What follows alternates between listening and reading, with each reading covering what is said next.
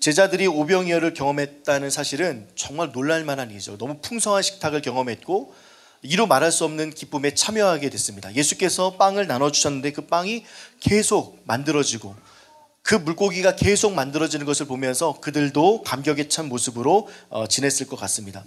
근데 이 오병이어의 기적은 세례 요한의 처형을 들으신 예수께서 배를 타고 그곳을 떠나서 따로 빈들에 가셨는데, 이 빈들이라고 소개된 곳은요, 누가가 어떻게 말하냐면 갈릴리 호수 북동쪽에 위치한 베세다라는 마을로 이제 소개합니다.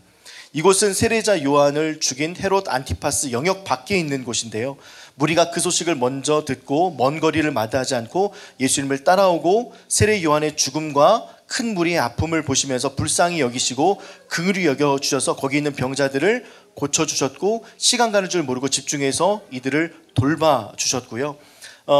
저녁이 되었고 점점 어두워지니까 사람들을 돌려보내 마을에서 저녁을 사 먹게 하면 좋겠습니다라는 제자들의 건의가 14장에 나타납니다. 그래서 이렇게 많은 사람들이 날도 어두워지고 점점 배도 고프고 시장하니까 이렇게 많은 사람들을 가까이 있는 마을로 돌려보내서 식사를 하게 하는 게 좋겠습니다. 이게 오병이어의 기적대 일이죠. 근데 그곳에 우리 갈릴리 호수 북동쪽에 위치한 베세다, 바로 그 근처 어딘가에서 예수님께서 전하셨는데, 그 베세다라는 곳은요 인구가 한 3,000명 밖에 되지 않습니다. 예수께 모인 사람은 남자만 5,000명이어서 한 10,000명 정도의 사람들이 있어서 베세다라는 가까운 동네에 가더라도요 끼니가 해결되지 않습니다. 그리고 돈이 있는 사람들은 먹을 수 있지만 돈이 없는 사람들은 못 먹게 되겠죠. 인근 마을에서 식사하는 것은 쉬운 일이 아닙니다. 그랬더니 예수님께서 하신 말씀이 바로 조금 전에 손지연 우리 청년의 목소리에 담깁니다. 예수님께서 제자들에게 대답하셨습니다. 갈 필요 없다. 너희가 그들에게 먹을 것을 주어라. 제자들이 대답하였습니다. 우리가 가진 것이라고는 빵 5개와 생선 2마리 뿐입니다. 예수님께서 말씀하셨습니다. 그것들을 내게 가져오너라. 우리 예수님께서는 사람들을 보내는 것도, 또 마태복음 본문에 나오진 않았지만 약 200데나리온이 듭니다 라는 이야기들을 접으시고 제자들에게 말씀하셨어요. 갈 필요가 없다. 그리고 그것을 사올 필요가 없다. 너희가 그들에게 먹을 것을 주어라. 근데 가진 것이 없었거든요. 제자들이 대답했고요. 우리가 가진 것이라고는 빵 5개와 생선 2마리 뿐입니다. 예수께서 말씀하셨고요. 그것을 내게로 가지고 오라. 적은 것을 가지고 오라. 예수님께 가지고 오면 모든 것이 해결될 수 있다는 것 사실을 예수님께서는 그 자리에 모인 사람들과 제자들에게 보여주고 싶으셨던 것이죠. 그래서 오병이어를 예수님께 드리기 전에 제자들이 생각해낸 아이디어는요 200데나리온 정도의 떡이었는데요, 우리가 잘 알다시피 한 데나리온은 노동자 하루 일당입니다. 제가 1999년도 이제 대학에 막 들어갔을 때 알바를 시작했는데, 그때 혹시 시급 기억나세요? 2,500원보다 안 됐어요. 딱 제가 이제 찾아보니까 제가 2,000원 채 안 되게 받았거든요. 그런데 그 당시에 보니까 1,560원이 최저 시급이었더라고요. 99년도가.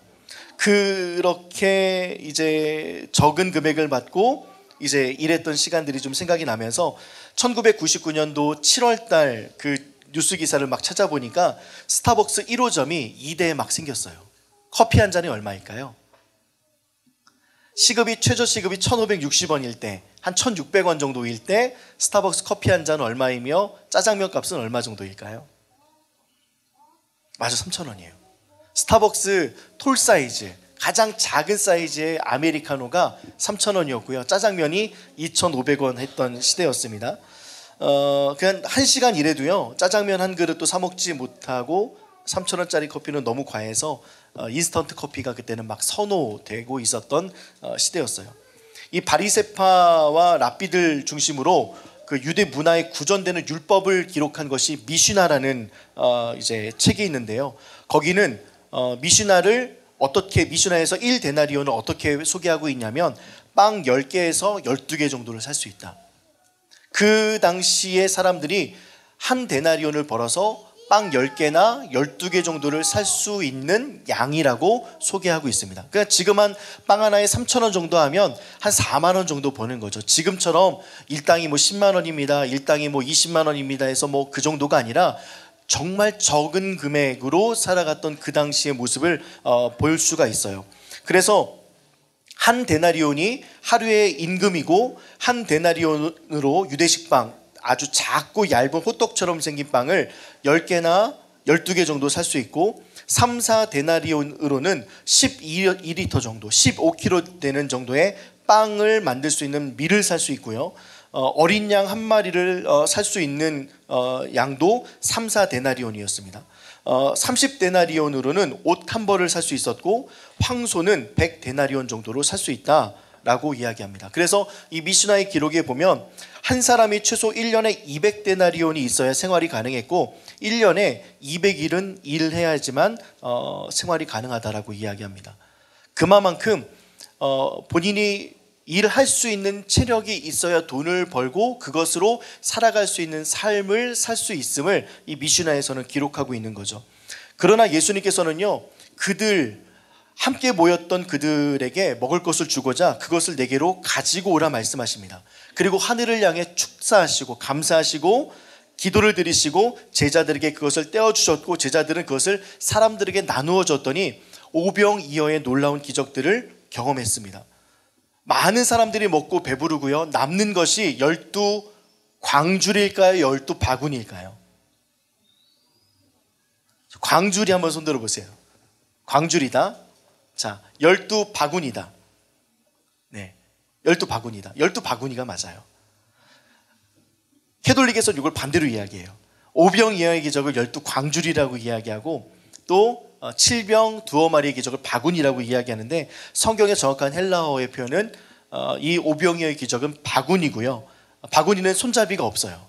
그리고 광주리는 손잡이가 있습니다. 그래서 7병 두어 마리의 기적은 빈들, 여기는 그래도 인근 지역에 마을이 있는데 두로와 시돈 지역, 그러니까 광야 쪽에 가까운 곳에서 예수님께서 7병이어의 기적을 행하셨기 때문에 들고 갈 바구니가 그 광주리가 필요했습니다. 그래서 어떤 학자들은 이것을 두 가지의 기록이 아니라 한 가지의 기록이라고 이야기하는데 한 가지의 기록이 아니라 대상이 다른 두 가지의 기록입니다. 빵도 다르고요, 그 다음에 물고기의 개수도 다릅니다. 그래서 오병이어의 기적을 늘 마음속에 품고 다녀야 되겠다 제자들은 생각하면서 오병이어가 마쳤습니다. 그래서 나는 모든 걸 맡겨야지. 그래 예수님께 작은 것을 맡기고 가면 예수님께서 풍성하게 하셔. 12바구니, 12지파를 상징하는 그 12바구니를 남기게 하면서 우리의 참된 그리스도 예수의 어떠함이 이 남은 것을 통하여서도 증명되니 나의 모든 것들은 예수님께 맡길 거야. 이 맡김의 그 영성을 생각하면서 이 제자들은 14장부터 살아가려고 애를 썼을 것입니다. SNS에 이제 화제가 됐던 사진들을 하나 좀 보고 싶은데요.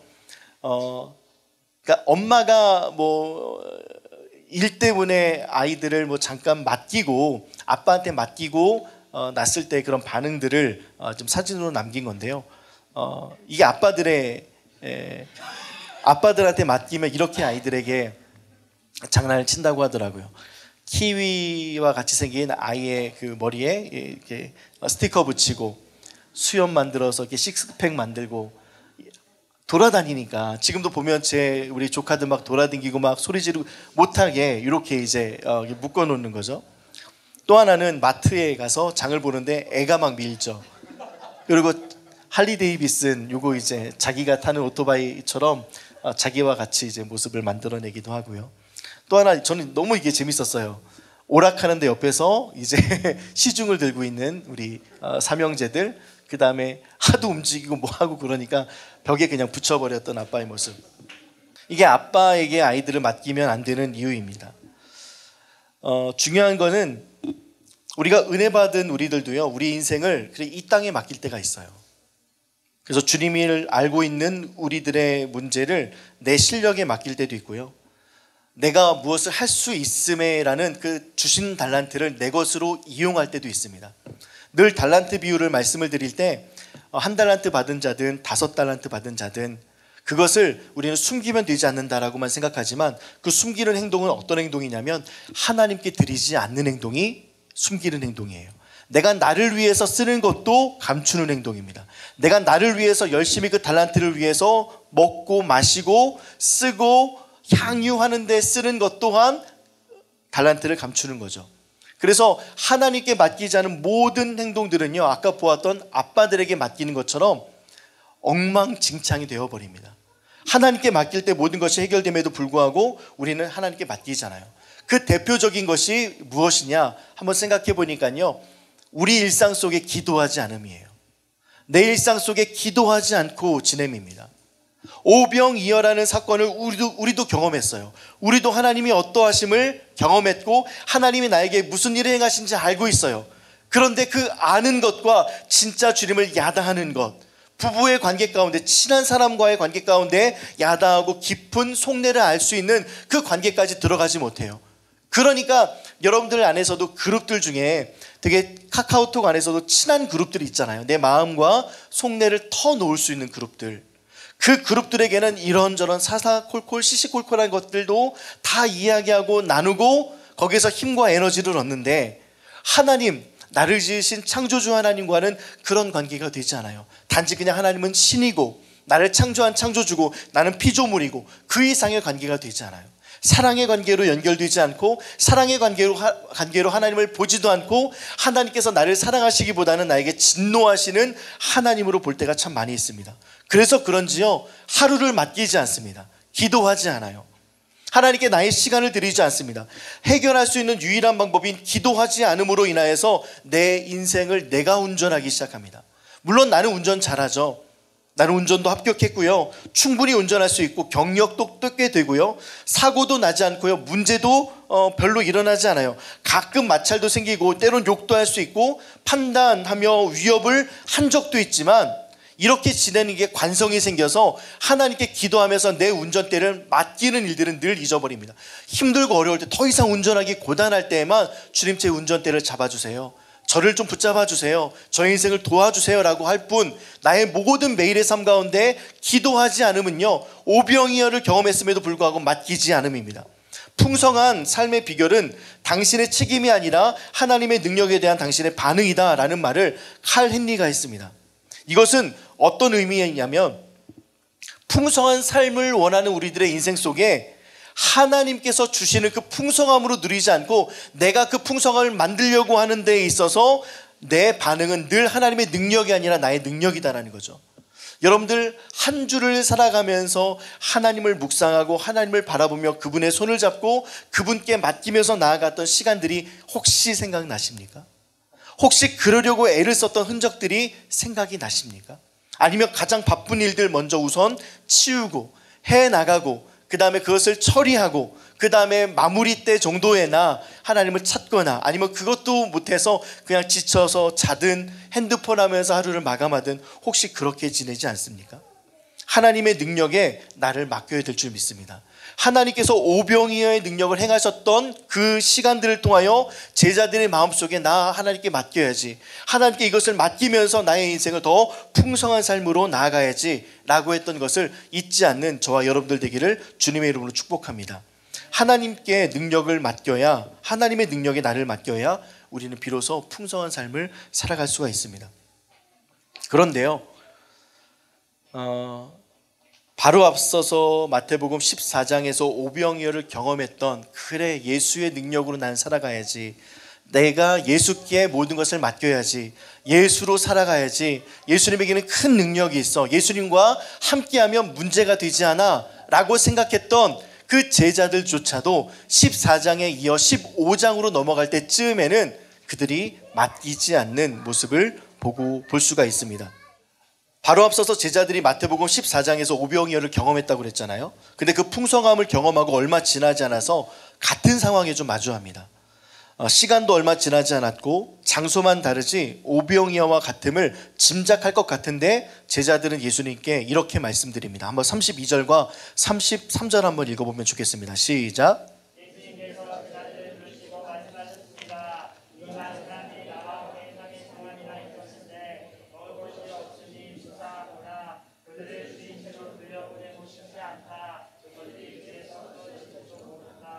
제자들이 예수님께 물었습니다.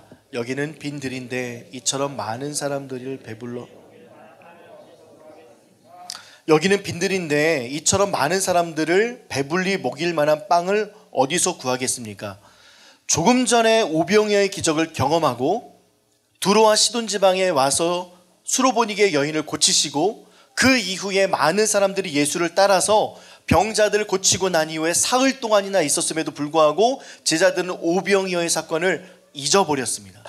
근데 저는 잊어버렸다고 생각하지 않고 그들의 편견이다라고 생각하는 게 뭐냐면 제자들의 속마음을 한번 생각해 보았어요. 유대 땅에서 예수님께서 오병이어를 내셨죠. 그 이후에 예수께서는 두로와 시돈 지방에 가서 수로보니게 여인은 알고 있잖아요. 개에게 자식들이 먹는 것을 개에게 주지 않는다. 그랬더니 부스러기도 그 개들은 먹나이다. 큰 믿음을 보였던 수로보니게 여인. 그 여인을 만날 때까지만 하더라도 제자들의 마음이 조금 불편했을 것 같아요. 왜냐하면 제자들은 모두 다 유대인들입니다. 그 유대인들이었던 제자들이 수로보니게 여인, 그 이방 땅에 가서 예수께서 행하신 일들을 보면서 조금 마음이 불편했을 것 같아요. 그래서 한번 적어봤습니다. 예수님도 답답하시네.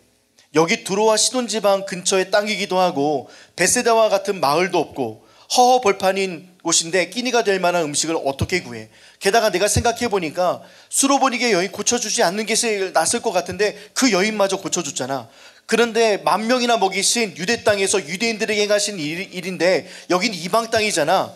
유대인과 이방 땅으로 제자들은 딱 선을 긋는 모습으로 서지 않았을까? 왜냐하면 가지고 있는 것이 있음에도 불구하고 그것을 내놓지 않았거든요.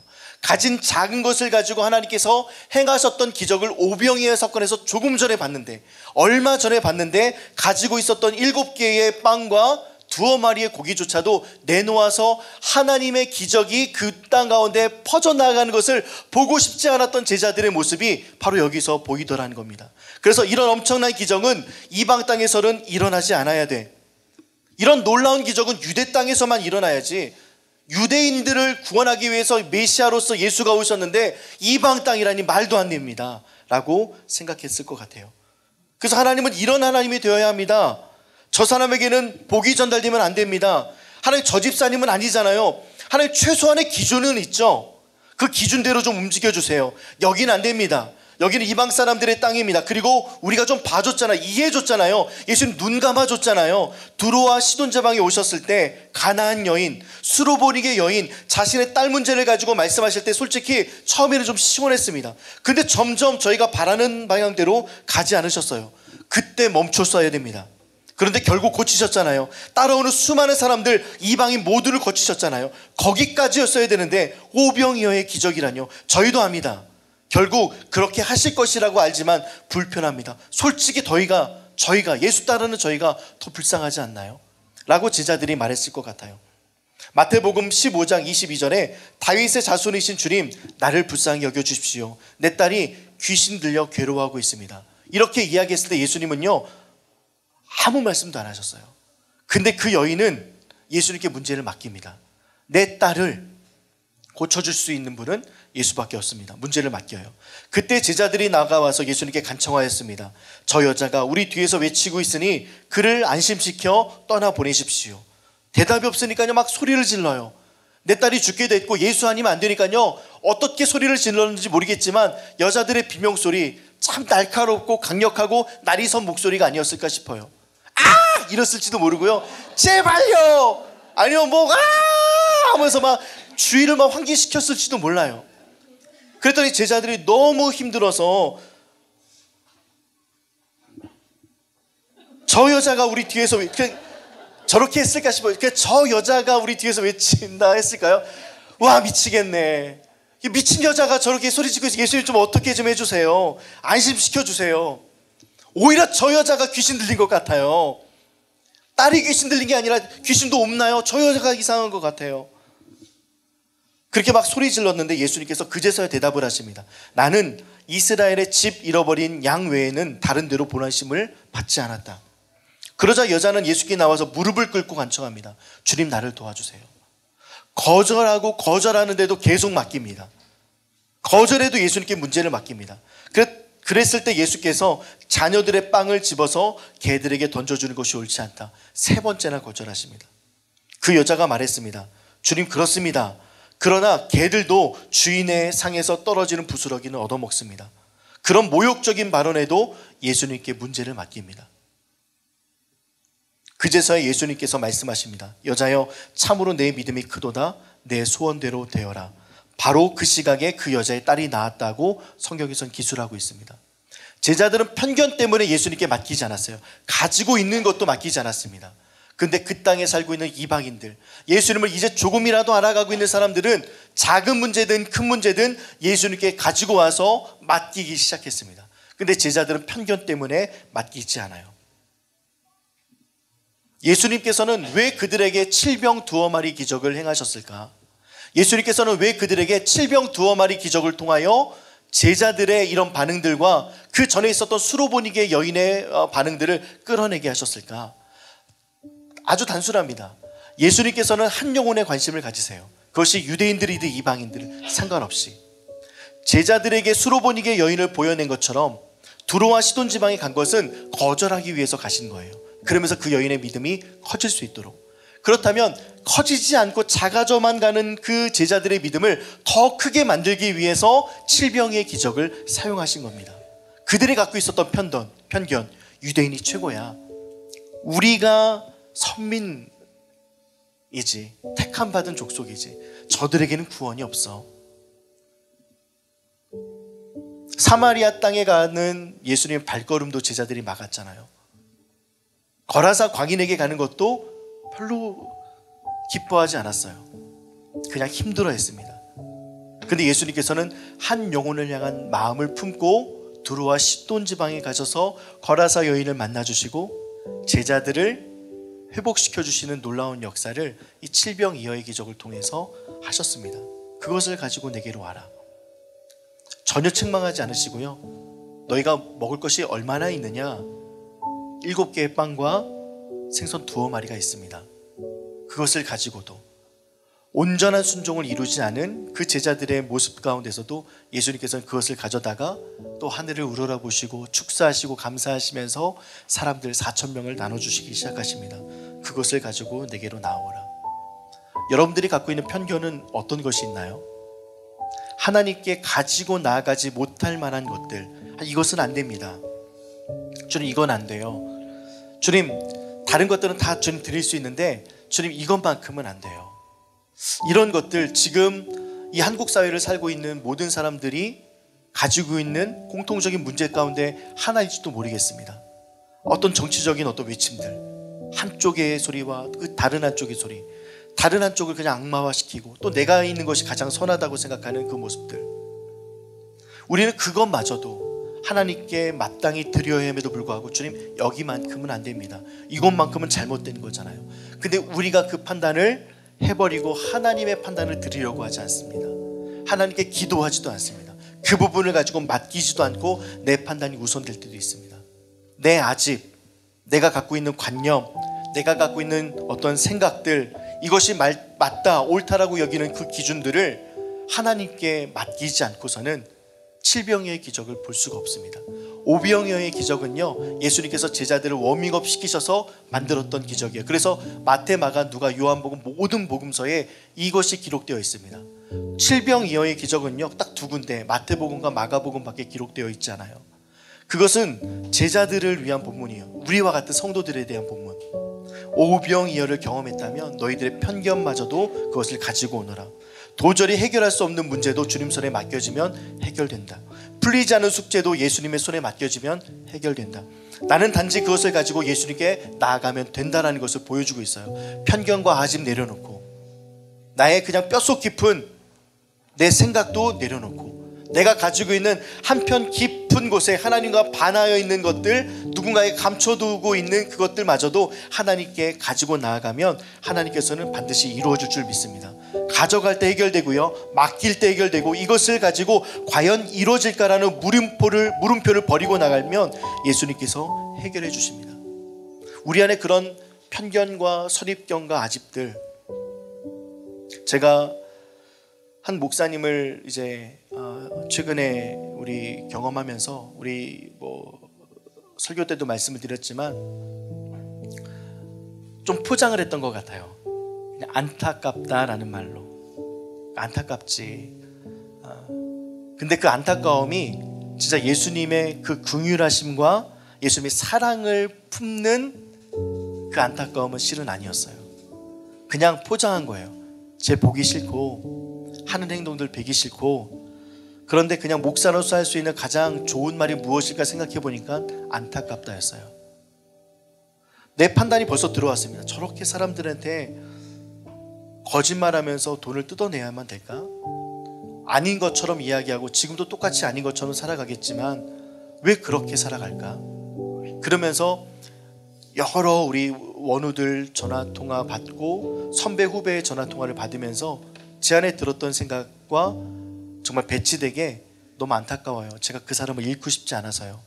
이거 정말 거짓말이었어요. 제가 그것마저도 하나님께 맡기지 못하고 그냥 제가 좋은 사람처럼 보여지고 싶어서 안타깝죠. 그를 위해서 전 기도합니다. 그를 잃고 싶지 않아요 라고 했던 것 같아요. 이런 마음들 있잖아요. 누군가를 향한 그 정죄의 마음들, 이것만큼 안 될 것 같아요. 주님, 제가 여기까지 최선 다했습니다. 이 정도면 제가 정말 노력한 것 같아요. 그런데 예수님께서는 어떻게 용서하라고 말씀하십니까? 490번 7번씩 70번 490번을 그냥 용서할 수 없는 지경까지 하나님의 마음을 품으라고 말씀하시니, 그 마음에 여러분들이 동해서 하나님께 우리의 마음을 맡길 때 하나님께서는 반드시 칠병이어기죠, 남는 것이 있는 놀라운 은혜를 우리 가운데 부어줄 줄 믿습니다. 여러분들 얼마나 많은 편견 속에 혹시라도 사로잡혀 살아가십니까? 이건 안 됩니다, 주님 이거 기도하지 못해요 라고 하는 그것마저도 가져다가 예수님께 맡기시면 예수님께서 반드시 좋은 곳으로 채워주시고 바꿔주신다는 사실을 기억하는 저희가 되면 너무나도 좋겠습니다. 에베소서 말씀 마지막으로 읽고 오늘의 예배를 마치면 좋겠는데요, 함께 이 말씀을 마음속에 새기면서 읽고 마치겠습니다. 시작.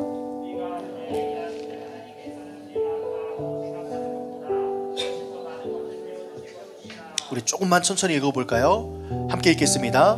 우리 가운데 일하시는 하나님께서는 우리가 구하고 생각하는 것보다 훨씬 더 많은 것을, 한번 무너지기 시작하면 계속 무너질 수밖에 없는데요, 우리 가운데 일하시는 하나님을 생각하고 바라보고 더 많은 것을 주시고자 하는 그 하나님의 놀라우신 채우심의 경험을 경험한 자는 계속 맡기고 훨씬 더 많은 것을 채워주실 거다라는 그 놀라운 은혜를 경험하게 됩니다. 오늘 이 한 주를 살아갈 때 훨씬 더 많은 것을 채워주실 것을 경험하며 하나님께 맡기는 저와 여러분들 되면 좋겠습니다. 편견과 선입견 내려놓고 고집과 아집 내려놓고 하나님께 순수하게 나아가는 그 모습들, 가진 것 모두 다 드리고 주님 나를 받아주옵소서 라고 고백하며 나아가는 이 한 주 되기를 주님의 이름으로 축복합니다.